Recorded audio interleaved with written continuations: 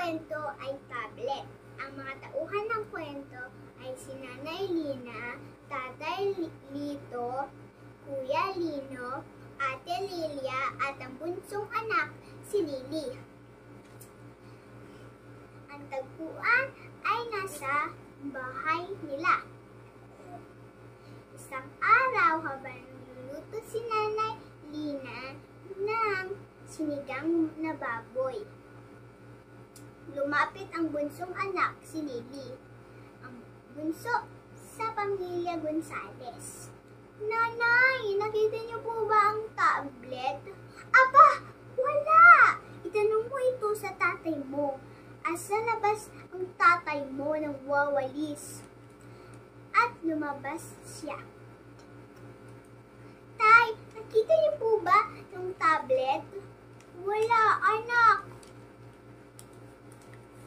Habang dating ng ate, Ate, nakita niyo po ba ang tablet?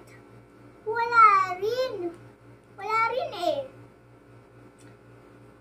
Nalulungkot na lumangkad si Lily sa likod bahay. Kuya! Upang matanong niya ang kuya niya kung nasaan ang tablet. Kuya! Nasa sayo pala ang tablet?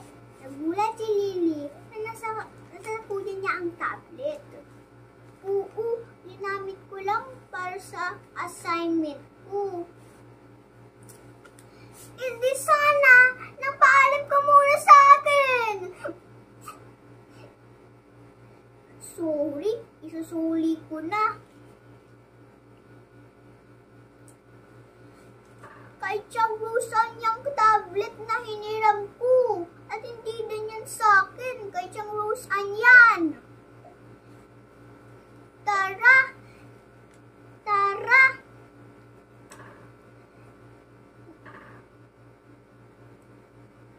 Samahan mo ko papunta kay Chang Rosan pagbigay ng tablet. Ang aral ng kwento ay magpapaalam ka muna bago maghiram ng isang bagay, gamit na hindi sa iyo.